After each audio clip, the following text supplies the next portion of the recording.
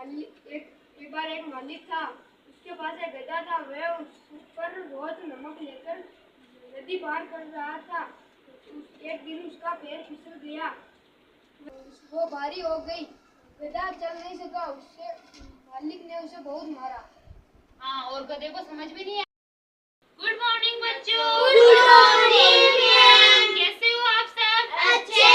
अच्छे हो? हाँ। आपको स्कूल आना अच्छा लगता है? हाँ। अच्छा, तो आप रोज स्कूल आते हो ना? हाँ। अच्छा, आपको कविताएं और कहानी सुनना पसंद है ना? हाँ। तो आज अपन एक कहानी सुनेंगे, ठीक है?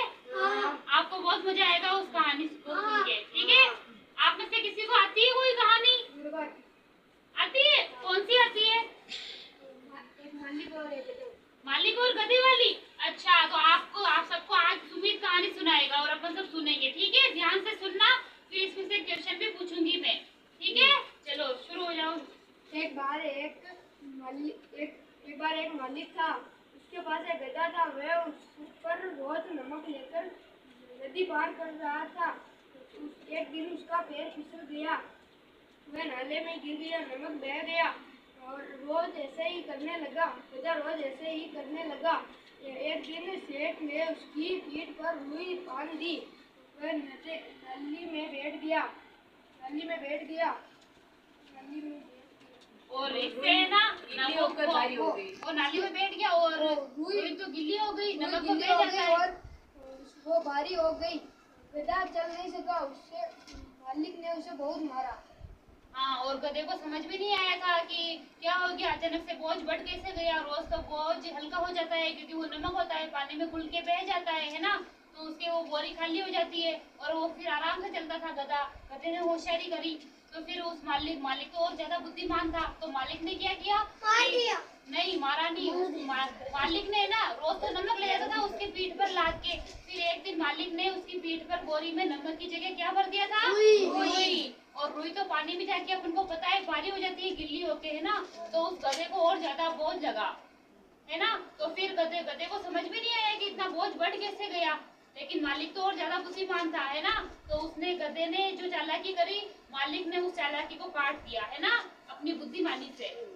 समझ गए आप? तो इससे अपन को क्या शिक्षा मिलती है कि बुद्धिमान की सदा विजय होती है। बुद्धिमान की क्या होती है? सदा विजय होती है। हाँ, और कोई कितनी भी चालाकी कर ले, अंत में बुद्धिमान ही जीतता है। कौन जीतता है? बुद्धिमान। हाँ, इसलिए हमें ना बेईमानी नहीं करनी चाहिए और हमें ईमानदारी से अपना काम करना चाहिए। हमें क्या नहीं करना चाहिए? बेईमानी। हाँ, और हमें अपना काम कैसे करना चाहिए? ईमानदारी से। समझ गए ना आप? वेरी गुड, क्लैपिंग करो। अब आयुष बताएगा। गधे की पीठ पर बोरी में सबसे पहले क्या ले जाता था मालिक? पहले क्या ले जाता था? नमक। अच्छा, हाँ, कोई बात नहीं, अपने लूण बोलते हैं मेवाड़ी में। नमक ले जाता था, है ना? वेरी गुड, इसके लिए क्लैपिंग करो। और फिर गधे ने चालाकी कैसे करी? राधे बताएगा क्या चालाकी करी? वो नाले में गिर गया। हाँ, बता क्या करी? वो नाले में गिर जाता था, जो उसके नमक बह जाता था और वो अच्छे से चल सकता था। हाँ, उसका बोझ हल्का हो जाता है ना? ये चालाकी करी गधे ने, इसके लिए भी ताली बजाओ। और फिर ये बात जब मालिक को पता चली तो मालिक ने क्या किया? कौन बताएगा? हैंड रेज करो। हाँ, मेरा बता क्या किया? नमक की जगह बोरी भरती, उसमें बोरी में रुई भरती है ना नमक की जगह। नाले में बैठा तो रोई उसकी वो रुई भारी हो गई और गधे से चला नहीं गया। हाँ, और फिर गधे को अपनी गलती का एहसास हो गया, है ना? क्लैपिंग करो। तो आप सब ईमानदारी से अपना काम करोगे ना? हमें जीवन में कभी भी बेईमानी नहीं करनी है, हमेशा ईमानदारी रखनी है हर काम में, ठीक है? इस कहानी से हमें क्या शिक्षा मिलती है? मैंने क्या बताया था अभी? बुद्धिमान की सदा विजय। वेरी गुड, क्लैपिंग करो इसके लिए ना। हमें हमें जीवन में कभी भी बेईमानी नहीं करनी है, हमेशा ईमानदारी रखनी है हर काम में, ठीक है? इस कहानी से हमें क्या शिक्षा मिलती है? मैंने क्या बताया था अभी? बुद्धिमान की सदा विजय। वेरी गुड, क्लैपिंग करो इसके लिए।